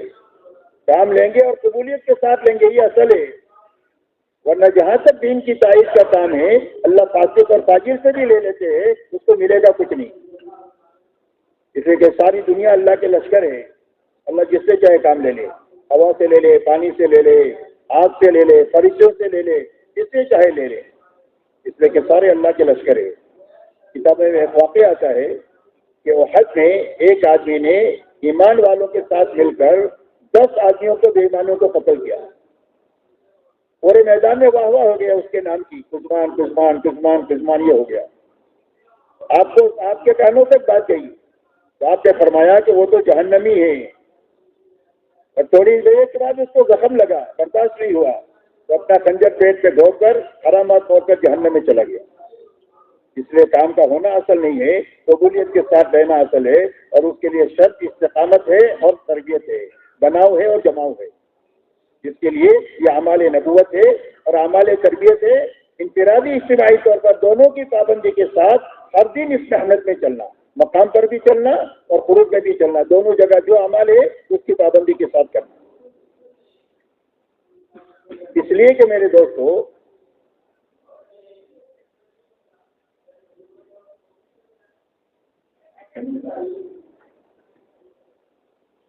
اور روزانہ سونے سے پہلے ہر آدمی اپنا محاسبہ کرنا۔ امیر صاحب نہیں پوچھیں گے کہ کیا کیا کیا چھوڑا۔ یہ بچوں کا مدرسہ نہیں ہے، یاد رکھو کہ استاد پیچھے لکڑی لے کر کے بچوں کے پیچھے رہیں گے۔ یہ بڑے سمجھدار لوگوں کا مدرسہ ہے کہ ہر آدمی اپنے بارے میں روزانہ سوچے کہ جو کرنے کے کام تھے میں نے کیے یا نہیں کیے۔ سارے کام ہو گئے تو شکر کریں، اللہ ہمت دے تو 2 رکعت صلاۃ سے شکر پڑھیں۔ کوئی عمل چھوٹ گیا ہے تو اس کی تلافی کرے اور پھر سوئے۔ کوئی عمل ایسا چھوٹا ہے کہ تلافی نہیں ہو سکتی ہے تو سچا پکا توبہ استغفار کر کے سوئے۔ اس لیے کہ جس عمل کے کرنے کی خوشی نہ ہو، چھوٹنے کا غم نہ ہو، وہ کام نہیں ہوتا، وہ کھیل ہوتا ہے، اور کھیل پر اللہ کی طرف سے کچھ بھی نہیں ہے، کام پر اللہ کی طرف سے سارے وعدے ہیں۔ کام بنے گا شکر استغفار سے، خوشی اور غم سے۔ اس کے لیے سب سے پہلے کرنے کے کام انفرادی اجتماعی کی پابندی کے ساتھ اس محنت میں چلنا، یہ سب سے پہلے دل کے بننے کا واحد راستہ ہے، اس کے علاوہ کوئی دوسری ترتیب نہیں ہے۔ اسی کے ساتھ بچنے کی چیزوں سے بچتے ہوئے ہر دن گزارنا، یہ کرنے کے کام ہے۔ بچنے کی چیزوں سے بچتے ہوئے اپنا ہر دن گزارنا، اس لیے کہ علاج میں 2 چیزیں ہوتی ہیں، دوائی کھانا اور پرہیز کرنا۔ دوائی نہیں کھائی تو علاج نہیں ہوگا، دوائی کھائی پرہیز نہیں کیا تو دوا کام نہیں کرے گی۔ ایسا ہی کرنے کے کام کرتے ہوئے بچنے کی چیزوں سے بچیں گے تو روز دل بنے گا، دل بننے کے راستہ سے دین بنے گا۔ تو بچنے کے کام کیا ہے؟ بچنے کے کام میں سب سے پہلا سوال ہے کسی مخلوق کی طرف نگاہ ہم ڈالیں گے نہیں، اور کسی کے سامنے زبان کھولے گی نہیں کچھ لینے کے لیے، چھوٹی نہ بڑی چیز۔ سوال کریں گے تو صرف اللہ سے کریں گے، مخلوق سے نہیں کریں گے، نہ مالدار سے کریں گے، نہ وزیر سے کریں گے، کسی کے پاس عہدہ ہے تو اس سے بھی نہیں کریں گے، اللہ سے اپنے مسئلے کو کہیں گے۔ سوال سے اپنے آپ کو بچانا، اشراف سے بچانا۔ اشراف کہتے ہیں دنیا کی چیزوں کی طرف للچائی ہوئی نگاہوں سے دیکھنے کو، چاہے ساتھیوں کے پاس ہو چاہے دنیا میں ہو، ان سب سے اپنی آنکھوں کو بند کرنا۔ تبلیغ اسی لیے ہے تاکہ دنیا کے دھوکے سے ہم نکلیں۔ قرآن پاک میں اللہ نے جگہ جگہ قرآن میں دھوکے کے لیے 2 چیزوں کو استعمال کیا ہے، ایک دھوکے باز شیطان کا تذکرہ کیا ہے اور ایک دنیاوی زندگی کا تذکرہ کیا ہے۔ یہ دنیاوی زندگی تم کو دھوکے میں نہ ڈال دے، اور یہ دھوکے باز شیطان تم کو دھوکے میں نہ ڈال دے۔ تو دنیا کے دھوکے سے نکلنے کے لیے دنیا کے کدھر اپنی رغبت کی نگاہ اور لالچ کی نگاہ ڈالے بغیر دنیا سے آنکھیں بند کر کے جینا۔ ضرورت پوری کریں گے، بس اتنی ہی اجازت ہے، اس کے آگے دنیا کو للچائی ہوئی نگاہ سے نہیں دیکھیں گے۔ حضور صلی اللہ علیہ وسلم کو حکم ہوا کہ آپ جو ہے وہ اپنی نگاہوں کو لمبی کر کے ان بے ایمانوں کے سامانوں کی طرف نہ دیکھیں کہ ہم نے آزمائش کے لیے دیے، چند دن کیے، اور آپ کے لیے آخرت ہے، اس کے بعد ان کے لیے سوائے عذاب کے اور کچھ نہیں۔ اس لیے دنیا کی طرف سے اپنی آنکھوں کو بند کرنا، یہ دوسری بنیاد ہے، اسراف سے بچنا۔ تیسرا، اسراف سے نکلنا۔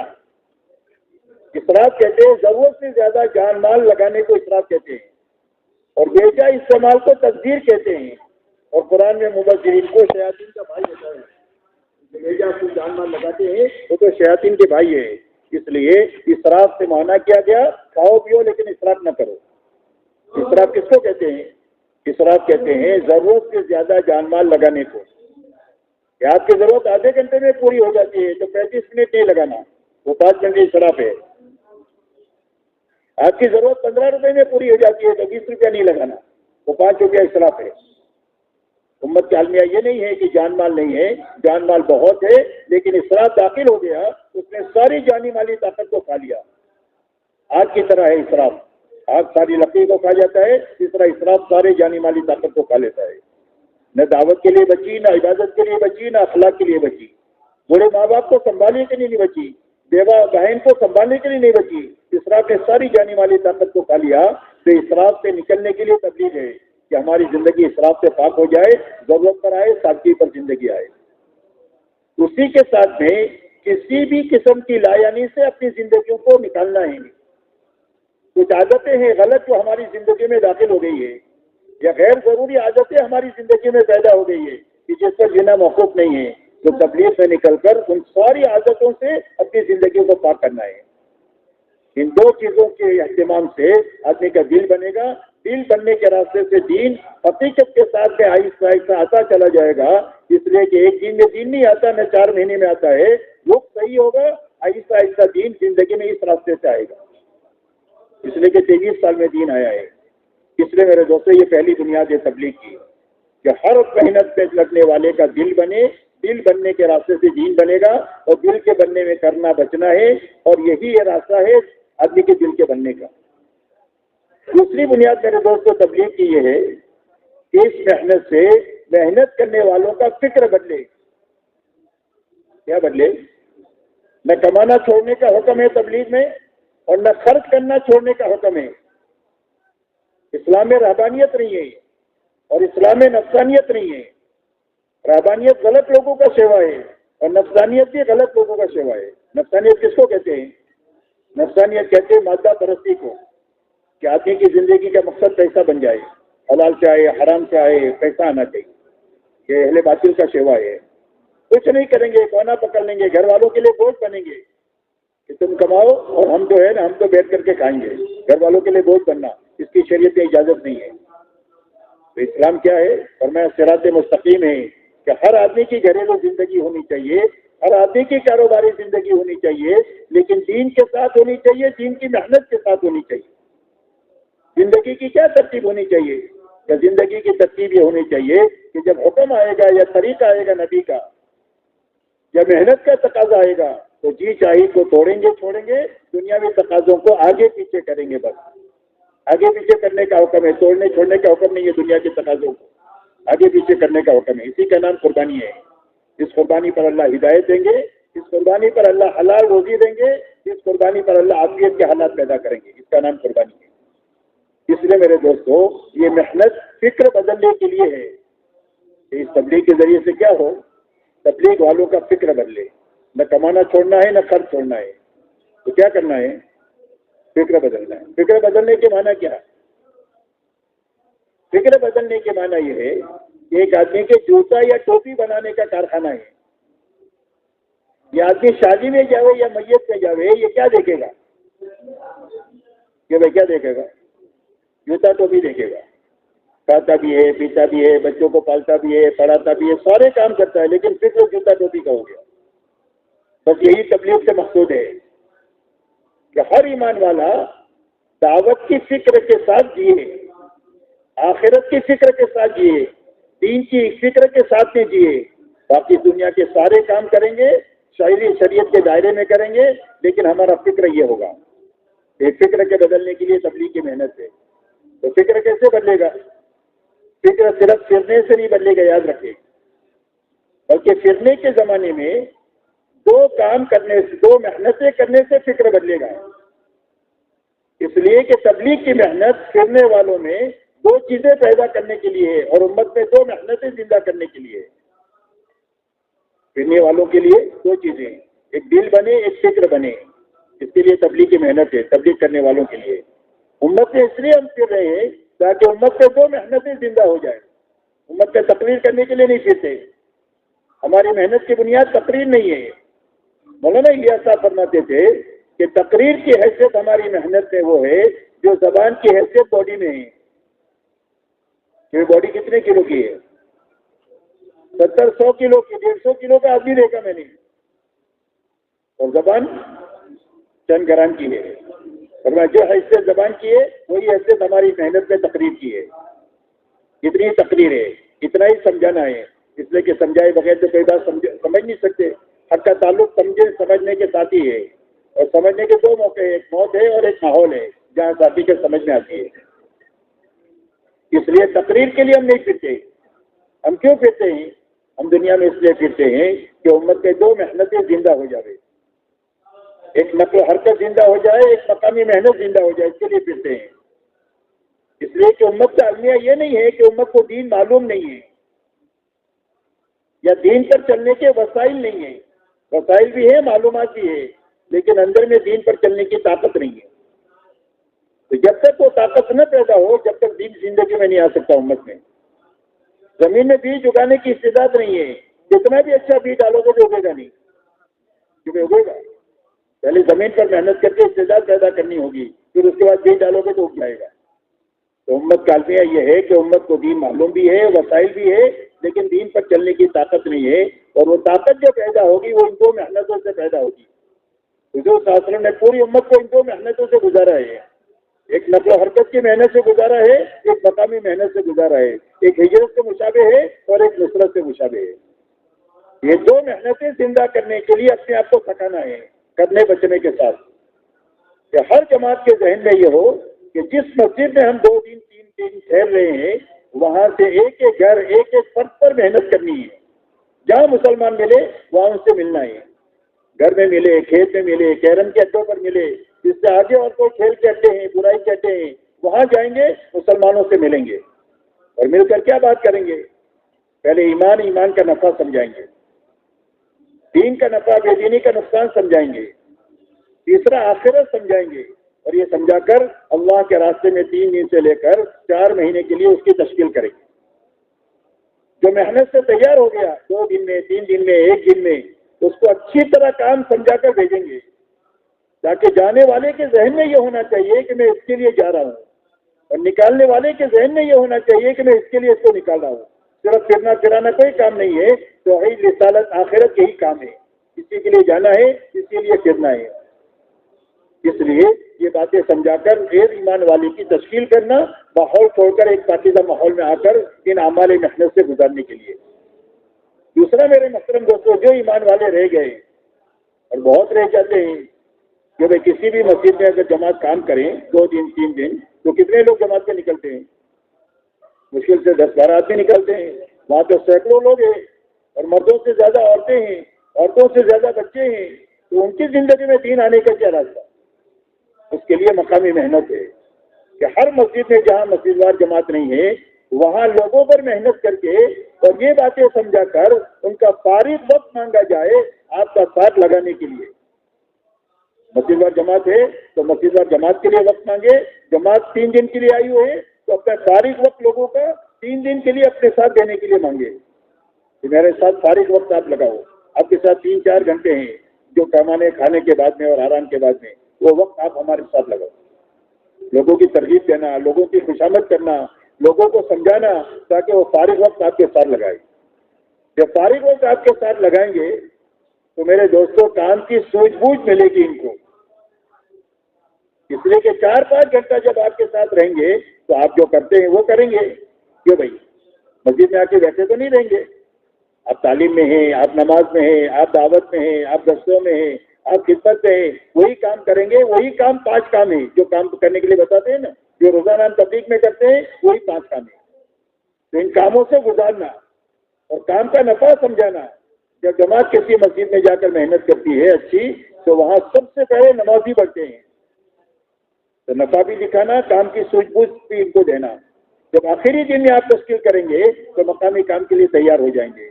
تو جس مسجد میں شکل نہیں ہے وہاں مسجد وار جماعت اس راستے سے بنانا، محنت کے راستے سے. ہم محنت کے مکلف ہے. جماعت نکالنے کے لیے آپ نے پوری محنت لگا دیا، نکل گئی تو بھی کام ہوا، نہیں نکلی تو بھی کام ہو گیا. گھبراؤ نہیں. محنت کا نام کام ہے، نتیجے کا نام کام نہیں ہے. حضور صلی اللہ علیہ وسلم نے طائف کا سفر کیا تو آپ دیکھو اس سفر میں کوئی خاطر کا نفع نظر نہیں آیا فوری طور پر سوائے پریشانیوں کے. لیکن وہ محنت اللہ کے دربار میں اتنی قبول ہوئی کہ آسمانی دنیا میں ہلچل مچ گئی. فرشتوں نے آ کر کہا اللہ کے رسول آپ اجازت دیں تو ان کو چٹنی بنا دیں گے ابھی، اس لیے کہ محنت آپ نے پوری کر دیا، آپ کے ذمہ یہی تھا. اس لیے محنت کرنا جماعت نکالنے کے لیے اپنے کرنے بچنے کے ساتھ، اور ہر جگہ مسجد وار جماعت بنانے کے لیے لوگوں کو فارغ وقت لے کر کے اپنے ساتھ اعمال سے ان کو گزار کر تیار کرنا مقامی کام کرنے کے لیے. جہاں مسجد وار جماعت نہیں ہے اس راستے سے بنانا. بنی ہوئی جماعت ہے تو اس کو کام پر لگانا. مسجد وار جماعت ہے لیکن بنی ہوئی ہے لیکن کمزور ہے. دیکھو گے تو اکثر جگہ بہت بڑا عملہ ہے ہمارا، لیکن محنت پر بہت تھوڑا عملہ بچا ہوا ہے. کہ بھائی یہی ہونا ہے کہ نہیں ہر جگہ پر؟ یہ پوری دنیا کا المیہ ہے. تو جو عملہ ہمارا بیٹھا ہوا ہے وہ عملہ بھی کام پر لگے. ہماری یہ محنت کی جو شکل ہے مشورہ، وہ مشورہ صحیح ہو جائے، روزانہ کی محنت صحیح ہو جائے، 3 دن کا نظام صحیح ہو جائے، پورا ہو جائے، گشت صحیح ہو جائے، پورا ہو جائے، تاکہ 100% نماز کی فضا بنے. ایسے محلے جہاں پر کام کی شکلیں نہیں ہیں دوسرے گشت کے ذریعے سے مسجد وار جماعتیں بنے. غرض یہ کہ مسجد وار جماعت جتنے کام پر ہے وہ صحیح ہو جائے، پورا ہو جائے، اس کی فکر کے ساتھ اپنا وقت لگا. نہیں ہے تو بنانا، اور بنی ہوئی جماعت ہے تو اس کا کام پورا ہو جائے، صحیح ہو جائے، اس کے لیے اپنی فکر، محنت، دعا کو لگا. ان 3 بنیادوں کو سامنے رکھ کر دن بھر اپنے آپ کو تھکانا. مولانا الیاس صاحب رحمۃ اللہ علیہ فرماتے تھے کہ ہمارے کام میں مقصود تعب ہے. تعب کہتے ہیں تھکنے کو. آدمی اتنا تھکے کہ اللہ کو پیار آ جائے، کام ہو گیا. بات تھک کر آتا ہے گھر پر، کیونکہ سارے لوگوں کو پیار آتا ہے کہ نہیں؟ شوہر تھک کے آ جائے تو بیوی کو پیار آ جاتا ہے، بیٹا تھک کر آ جائے تو ماں باپ کو پیار آ جائے. سب خدمت میں لگ جاتے ہیں کہ اس کو گرم کھانا کھلاؤ، اس کے لیے چائے بناؤ، اس کے لیے گرم پانی کرو، اس لیے کہ تھک گیا ہے. جب ہم اللہ کے لیے تھک جائیں گے تو اللہ کو پیار آ جائے گا ہمارے. سوتے سوتے بھی اچھا لگیں گے، یاد رکھو. جب تھک جائیں گے کام کر کے اس کے بعد سو جائیں گے تھک کر، تو سوتے سوتے بھی اللہ کو اچھے لگیں گے. اس لیے تھکنا. ایک جگہ پر فرمایا کہ اللہ تو جبل جوہد کے پیچھے ہے. اللہ کہاں ہے؟ محنت کا ایک پہاڑ ہے، اس کے پیچھے اللہ ہے. جب پار کر کے اتریں گے تو اللہ مل جائیں گے. اس لیے دن بھر ان بنیادوں کو سامنے رکھ کر اپنے آپ کو تھکانا. جب یہ بنیادیں سامنے ہوگی، اس کا فکر ہوگا، اس کی محنت ہوگی، اس کے لیے لگنا ہوگا، تو سر کھجانے کی فرصت نہیں. اتنا کام ہے تبلیغ میں. اور اگر یہ بنیادیں آنکھوں سے اوجھل ہو جائے اور ہمارے ذہنوں سے نکل جائے تو تبلیغ میں جتنا کھانا سونا آرام ہے اتنا دنیا کے کسی دھندے میں نہیں ملے گا. اور اس طرح سے میرے دوستوں نے نکلنے والا بنے گا، اور نہ علاقوں میں کام ہوگا. علاقوں میں اور کام کر نکلنے والوں کے بننے کی بنیاد اپنے آپ کو تھکانا ہے، اور ان بنیادوں میں تھکانا ہے. کرنے بچنے میں تھکانا ہے، جماعت نکالنے کی محنت میں تھکانا ہے، مسجد اور جماعت بنانے کی محنت میں لگنا ہے، تھکانا ہے، بنی ہوئی جماعت کو کام میں لگانے کی محنت میں تھکانا ہے. اور دن بھر تھکنے کے بعد آخری بات یہ ہے کہ رات کو اچھا وقت لے کر اللہ کے سامنے نماز دعا میں آہوزاری میں لگنا ہے. یہ چوتھا کام ہے کہ رات کو اچھا وقت لے کر اٹھیں گے اور اچھی نماز پڑھیں گے. اچھی نماز پڑھنے کے معنی یہ ہے کہ لمبا قیام کریں گے. لمبا قیام کب کریں گے؟ جب بڑی بڑی صورتیں یاد ہوگی تو کریں گے. یا حافظ ہو تو کریں گے. تو سب تو حافظ نہیں بن سکتے، لیکن بڑی بڑی صورتیں جو جوان لوگ ہیں وہ تو بہت تھوڑے عرصے میں کر سکتے ہیں. تو بڑی بڑی صورتوں کو یاد کریں. بہت انفرادی وقت ملتا ہے اس میں یہ کام لگانے، سیکھنے سکھانے میں. اور رات کو تہجد میں لمبا قیام کریں. حضور صلی اللہ علیہ وسلم اتنا لمبا قیام کرتے تھے کہ آپ کے پیروں پر ورم آ جاتا تھا. یہ آپ کا رات تھا، یہ آپ کا دین تھا. دن میں تھکتے تھے، رات کو اللہ کے سامنے نماز میں دعا میں تھکتے تھے. اس لیے رات کو اچھی نماز پڑھنا، لمبا قیام کرنا، لمبا رکوع کرنا، لمبا سجدہ کرنا، اور اچھا نماز پڑھنے کے بعد اللہ کے سامنے آہوزاری میں لگنا. اللہ کے سامنے رونا اتنا قیمتی ہے میرے دوستو جو آگ کے سمندروں کو بجھا دیتا ہے. حدیث پاک میں آتا ہے کہ جو اللہ کے ڈر سے روئے جہنم میں جا نہیں سکتا. جہنم کی آگ کو بجھانے کا ذریعہ آنسو کا بہنا ہے. اس لیے رات کو اللہ کے سامنے خوب آہوزاری وہ کرے گا جو دن بھر تھکے گا. ایک آدمی نے شادی نہیں کیا، وہ کہے گا اللہ سے دعا میں کہ اللہ مجھے لڑکا دے دیجیے. کیا بھائی، شادی کے بعد زبان کھلتی ہے، محنت کے بعد زبان کھلتی ہے. جتنی محنت بڑھی اتنی دعا بڑھی، جتنی محنت بڑھی جتنا تھکنا بڑھا اتنا دعا بڑھی. حضرت ابراہیم علیہ السلام کی محنت بڑھی ہے تو ان کی دعا بڑھی ہے. کیا دعا مانگی؟ جہاں ایک دانہ نہیں پیدا ہوتا وہاں پھلوں کی روزی مانگی کہ اللہ میری ذریت کو پھلوں کی روزی دیجیے. جہاں ایک آدمی نہیں ہے سوائے ان کی فیملی کے اور ان کے بچوں کے، بچہ اور بیوی کے، وہاں لوگوں کی توجہ کو مانگا کہ لوگ پاکستان میں رہے، ہندوستان میں رہے اور ان کا دل مکہ میں اٹکا رہے. یہ مانگا اللہ سے. پھر ہم کو امت مانگی کہ اللہ مجھے ایک امت دیجیے، اور امت میں آپ نبی مانگے، حضور صلی اللہ علیہ وسلم کو مانگا، اور آپ دیکھو ساری دعائیں قبول ہو گئی. اس لیے کہ محنت کے بعد کوئی دعا رد نہیں ہوتی. یاد رکھو اللہ والے فرماتے ہیں کہ محنت صحیح ہو جائے، پوری ہو جائے تو اس محنت کے کرنے والوں کی دعا ایسی قبول ہوگی جیسے انبیاء بنی اسرائیل کی دعائیں قبول ہوتی. اس لیے رات کو اچھا وقت نماز میں دعا میں آہوزاری میں لگا. اس لیے کہ ہمارا پورا کام دعوت اور دعا ہے. نقل و حرکت کی مثال برتن کی ہے، چاہے مقامی ہو اور چاہے خروج ہو. نقل و حرکت کے جیسے پانی کا بوتل ہے لیکن پانی نہیں ہے، پھر اس کی کیا قیمت ہے؟ اور پانی ہے تو ہمارے یہاں تو 20 روپیہ ہے، آپ کے یہاں پتہ نہیں کتنا ہے 1 لیٹر کا. 100 روپیہ. ماشاء اللہ، واہ بھائی واہ. 100 روپیہ ہے. اور دودھ ہے تو،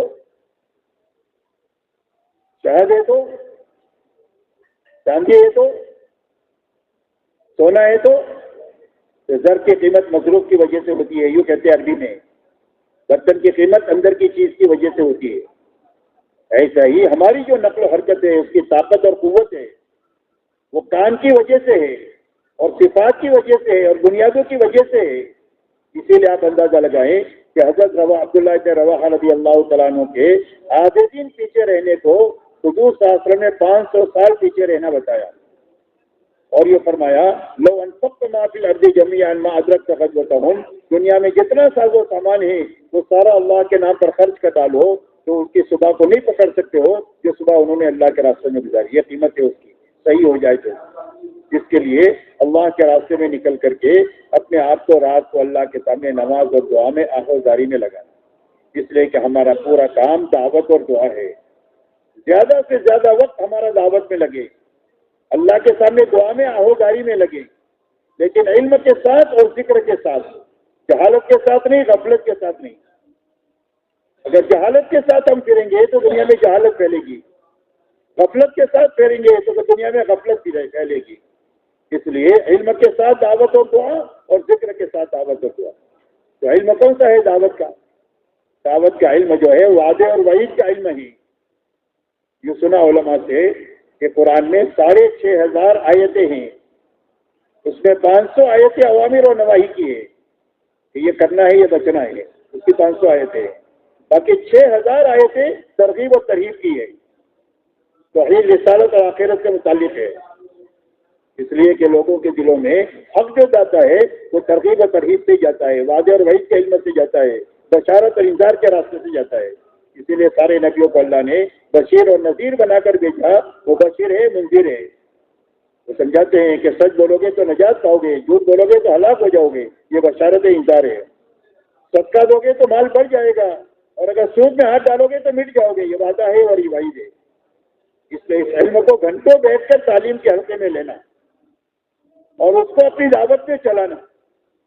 گھنٹوں تعلیم کے حلقے میں لینا، دعوت میں چلانا، نقل نہیں کرنا. کسی کا بیان سن لیا تو اس کی نقل اتارنا شروع کیا، کسی کے کچھ سنا تو اس کا نام لے کر کے کہنا میں نے فلانے سے یہ سنا. نقل سے اپنے آپ کو بچانا. اس لیے کہ اکثر نقل والے کی عقل نہیں ہوتی، یاد رکھو، بلکہ ٹھوس علم لے کتابوں سے. فضائل کی کتابیں ہیں، فضائل اعمال ہے، فضائل صدقات ہے، ریاض الصالحین ہے، حیات الصحابہ ہے.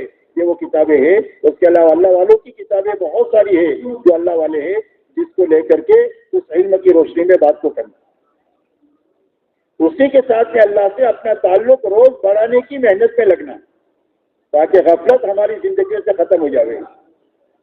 اس لیے کہ سویا ہوا آدمی سوئے کو نہیں جگا سکتا، کیونکہ سویا ہوا آدمی سوئے کو جگا سکتا ہے، جاگا ہوا آدمی سوئے کو جگا سکتا ہے.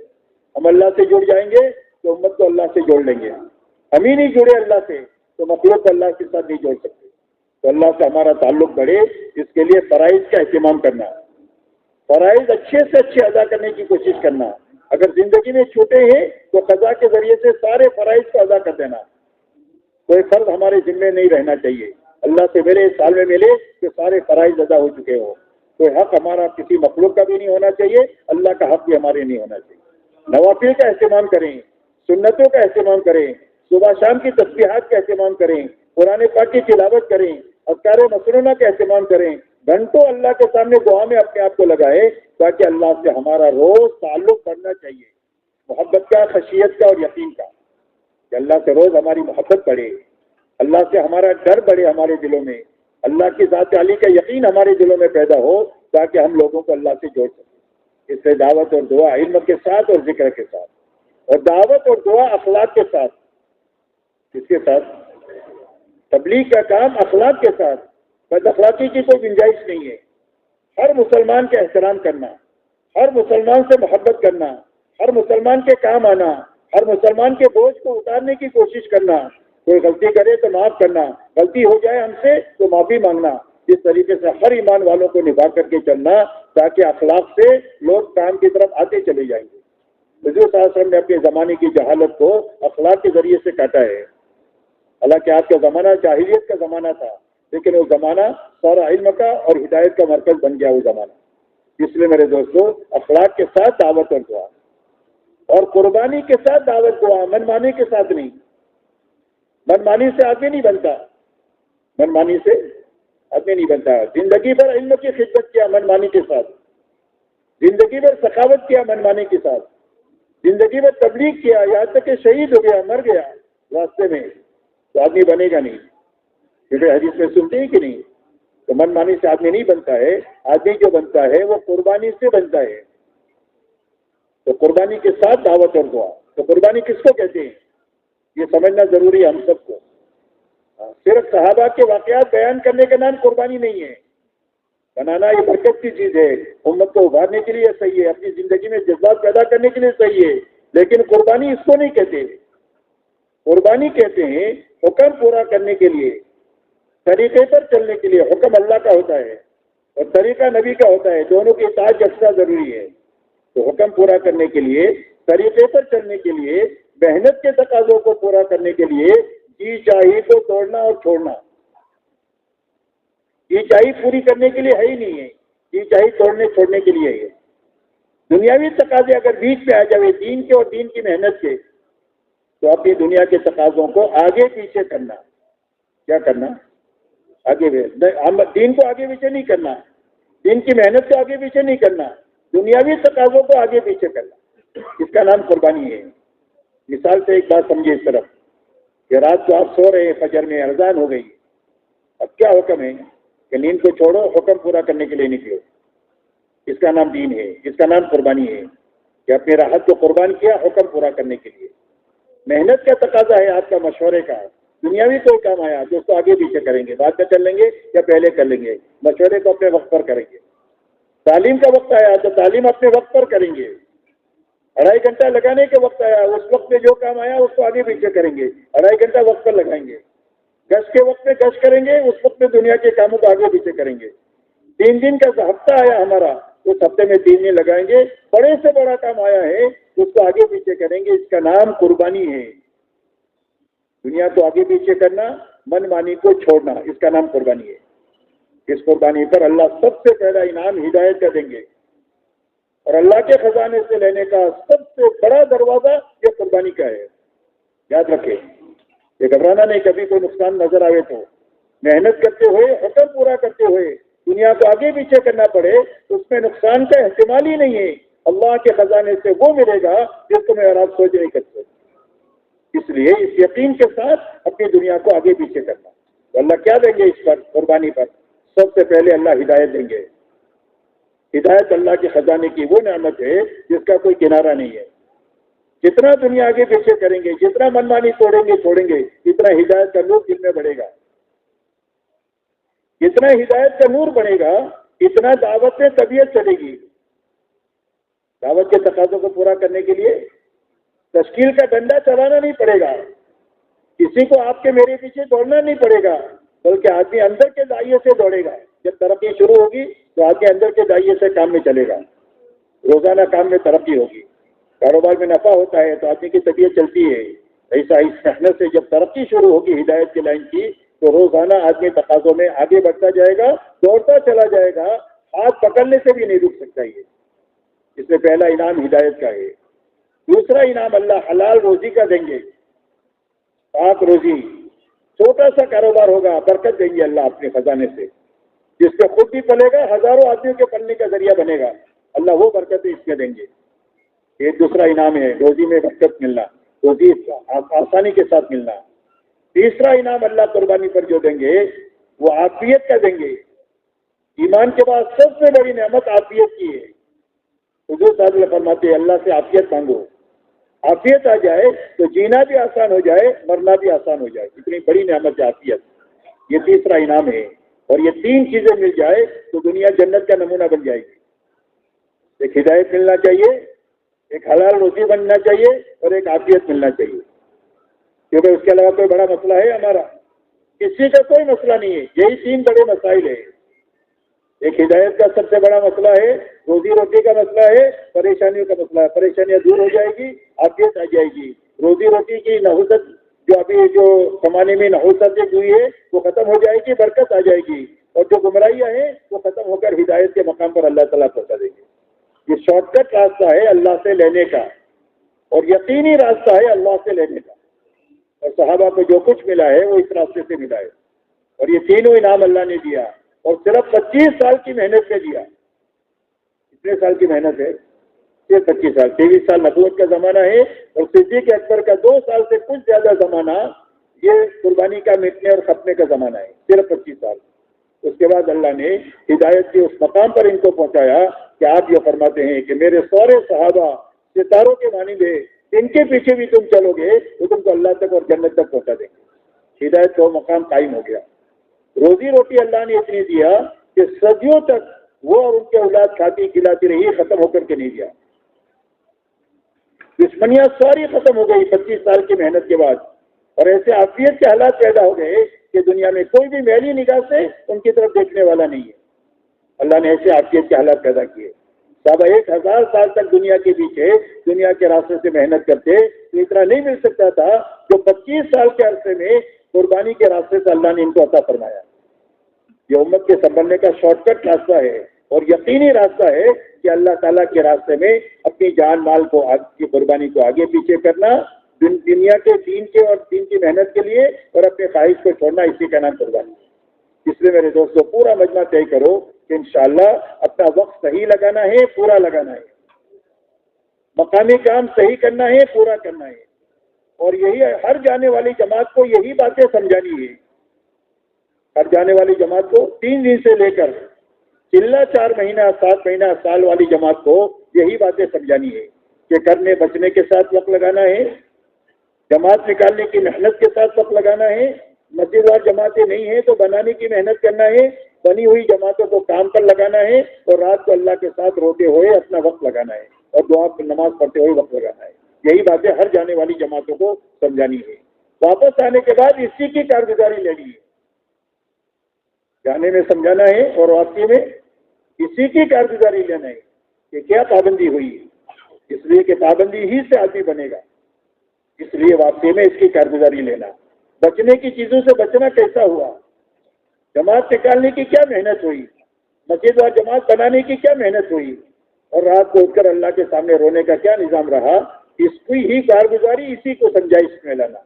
3 دن سے لے کر پورے عالم میں اس کو چلانا. اسی کے ساتھ میرے دوستوں روزانہ کی محنت صحیح ہو گئی تو انشاءاللہ سارا روزانہ کا کام صحیح ہو جائے گا. جو مسجد اور جماعت کا کام ہے نا، اگر 2.5 گھنٹے کی محنت صحیح ہو گئی تو مقامی کام صحیح ہو جائے گا. 3 دن کا نظام صحیح ہو جائے تو پورے آگے کی عمارت صحیح ہو جائے گی. اس لیے کہ جو آدمی 8-10 مہینہ 3 دن اچھا لگائے گا, پورا لگائے گا, وہ چلہ اچھا لگائے گا. 4 مہینہ اچھا لگائے گا, 7 مہینہ سال کے لیے تشکیل ہوگی تو اچھا لگائے گا. اس لیے کہ اچھا کرنے کی عادت بن گئی اس کی 10 مہینے میں. اس لیے اپنے پورے کام کو صحیح اور پورا کرنے کا راستہ 3 دن کا نظام صحیح کرنا ہے, جس میں وقت پورا ہو, اعمال پورے ہوں. اس کی سمجھائش کرنا, کارگزاری لینا. ہمارا مقامی کام مسجدوں کا صحیح ہو جائیں, اس کے لیے 2.5 گھنٹے کا نظام صحیح کرنا. جو آدمی 2.5 گھنٹہ صحیح لگائے گا, آپ تو 8 گھنٹہ لگانے والا مجمع ہے ماشاءاللہ, تو 8 گھنٹہ جو ہے وہ 2.5 گھنٹے کے بعد کا جو وقت ہے وہ مشورے سے آپ کو تقاضے پر لگانا ہے. یاد رکھیں, ہمارے کام کی صحیح ترتیب یہی ہے کہ 2.5 گھنٹہ ہر نیا پرانا آدمی اپنے مقام پر اپنی مسجد میں لگائے گا. مہینے کا 3 دن اپنی مسجد میں لگائے گا. اوپر کا جتنے بڑھانے والا ہے وہ دوسرا وقت مشورے سے لگائے گا. باقی 3 دن اپنی مسجد میں لگائے گا, 2.5 گھنٹے اپنی مسجد میں لگائے گا. اور لگانے کی ترتیب میرے دوستوں یہ ہے کہ ہر آدمی 2 جوڑی بنا کر 50-60 گھر دے دے, تاکہ 1 مہینہ ہوتے ہوتے وہ 60 گھروں میں جتنے بالغ مرد رہتے ہیں ان سب کی ملاقات ہونی چاہیے. اور ملاقات میں ہر ایک کو ایمان, آخرت اور دین سمجھانا چاہیے. اور اس کی تشکیل 3 دن سے لے کر چلہ 4 مہینے تک کی اس کی تشکیل کرنا چاہیے. اور اس کے لیے تشکیل نہیں ہو سکی تو اس کو مقامی کام کے کسی نہ کسی عمل کی تشکیل کرنا چاہیے. تو کوئی بات نہیں, آپ مشورے میں ہمارے ساتھ بیٹھ جایا کرو, یا ہماری تعلیم ہوتی ہے فلانے وقت میں اس سے بیٹھ جایا کرو. کسی بھی عمل سے مسلمان کا جوڑ ہو جائے گا تو عمل اس کو آگے بڑھا دے گا. اس لیے میرے دوستو, ہمارے یہاں مقامی کام صحیح ہوگا 2.5 گھنٹہ صحیح کرنے سے, اور 3 دن صحیح کرنے سے ہمارے پوری اوپر تک کی جتنی جماعتیں ہیں ان کا نظام اللہ تعالیٰ صحیح فرما دیں گے اور مکمل کر دیں گے. اور جب کام پورا ہوگا اور صحیح ہوگا تو اس کا نفع پورا ملے گا. دنیا میں کوئی بھی کام ایسا نہیں ہے کہ ادھورا کرنے سے نفع ملتا ہو. کیونکہ ہے کوئی کام, یا غلط کرنے سے نفع ملتا ہو, ہے کوئی کام, یا صرف کام نہ کریں باتیں کرنے سے نفع ملتا ہو, کیونکہ ہے ایسا کوئی کام نہیں ہے. جب ہر سے نفع اٹھانے کے لیے صحیح کرنا اور پورا کرنا, صحیح کرنے اور پورا کرنے کی یہی بنیادیں ہیں. وقت پورا ہونا چاہیے, اعمال پورے ہونا چاہیے. کرنے بچنے کے ساتھ وقت لگانا ہے, جماعت نکالنے کی محنت کے ساتھ وقت لگانا ہے, مسجد وار جماعت بنانے کی محنت کے ساتھ وقت لگانا ہے, بنی ہوئی جماعت کو کام پر لگانے کی محنت کے ساتھ وقت لگانا ہے, رات کو نماز دعا میں اور آہوداری میں لگانا ہے. ہر جانے والی جماعت کو یہی باتیں سمجھانی ہے, واپسی میں کسی کی کارگزاری لینا ہے, تاکہ ہمارا کام جتنا بھی ہو رہا ہے وہ صحیح ہو جائے. جتنا ہو سکتا ہے اس کو سامنے رکھ کر کام کو سوچنا, جتنا ہو رہا ہے وہ صحیح ہو جائے, پورا ہو جائے. جتنا ہو سکتا ہے اس کو سامنے رکھ کر کام کو سوچنا, کتنا ہو سکتا ہے بھائی. آپ عملہ دیکھیے, ہر مسجد کے اطراف میں کتنا عملہ ہے, جن کا سال لگا ہے, 4 مہینہ لگا ہے, 7 مہینے لگے ہیں, چلہ لگا ہے, وہ ہمارا عملہ ہے. وہ سارا عملہ کام کرتے ہوئے اپنی دنیا میں لگنا چاہیے. یہی محنت کی صحیح شکل ہے. حضور صلی اللہ علیہ وسلم کے زمانے میں 23 سال میں کام پورا جو ہوا ہے, اس کی وجہ یہ ہے کہ جو آیا وہ جما رہا, آگے بڑھتا گیا, اور نئے لوگ آتے گئے تو 23 سال میں کام پورا ہو گیا. یہ اسلام ہے اور یہ مسلمان ہے. اس لیے کہ آنا ہی آنا ہے, جانا نہیں ہے. اور آنا جانا لگا رہے گا تو لمبے زمانے تک کام کی مضبوط شکل بن نہیں سکتی. جس کے لیے جتنا عملہ ہماری مسجد کے اطراف میں ہے اس کو اپنی فکر میں لیں کہ ان سب کا سالانہ ماہانہ یومیہ محنت میں لگنا چاہیے. چاہے روزانہ 2.5 گھنٹہ لگائے, مہینے میں 3 دن لگائے, سال میں چلہ لگائے, اتنے پر تو ہر آدمی آنا چاہیے, باقی تقاضے کے اعتبار سے آگے بڑھے. تو اس کے لیے اس عملے کو سامنے رکھ کر کام کو سوچیں کہ اگر وہ عملہ سارا وقت لگا دے تو کتنی جماعتیں بن سکتی ہے. اس کے معنی ہے اس کو سامنے رکھ کر سوچنا. روزانہ کی محنت میں شامل ہو جائے تو روزانہ کی محنت کا کیا انداز ہو سکتا ہے. کوئی بھی مسلمان بے نمازی نہیں رہ سکتا اگر سارے ساتھی ہمارے صحیح کام کرنے لگ جائے تو. اس کے لیے عملے کو سامنے رکھ کر کام کو سوچنا, اپنے بس کی محنت لگانا, دعا کی طاقت لگانا. تیسری چیز یہ ہے کہ اپنی منزل صحابہ کو بنانا. ہمیں اس محنت سے کہاں جانا ہے, وہاں جانا ہے صحابہ کے. اس کو منزل بنا کر چلنا شروع کریں گے تو اللہ پہنچا دیں گے تو بھی کامیاب ہوئے, اور نہیں پہنچے راستے میں مر جائیں گے تو بھی کامیاب ہو جائیں گے. اللہ کے جادو حج کا یہ نظام ہے. ایک آدمی نے حج شروع کیا, حافظ بننے سے پہلے مر گیا تو اللہ اس کا حافظ اٹھائیں گے. ایک آدمی حج کے لیے لاہور سے نکلا احرام باندھ کر اور ایئرپورٹ پر مر گیا، اللہ اس کو حاجی اٹھائیں گے. اب منزل صحابہ کی بنا کر کے چلنا شروع کریں گے، چلتے چلتے اللہ یا تو پہنچا دیں گے، اور اگر راستے میں انتقال ہو گیا تو اللہ ان کے ساتھ حشر فرما دیں گے، وہ بھی چمک جائے گا اور حشر ہونے والا بھی چمک جائے گا. اس کے لیے صحابہ کو اپنی منزل بنانا ہے، استعداد کو سامنے رکھ کر کام کو سوچنا ہے. جتنا کام ہو رہا ہے وہ صحیح ہو، پورا ہو، اس کے لیے سمجھائش قابو میں لانا ہے اور کارگزاری قابو میں لانا ہے کہ بھائی اس کے لیے سب تیار ہے. کون کون تیار ہے کرنے کے لیے؟ اللہ قبول فرمائے، آسان فرمائے. اب اس کے لیے میرے دوستوں آگے کی جو تشکیل ہے وہ حضرات جو فرمائے وہ اس کے لیے اپنے آپ کو پیش کریں.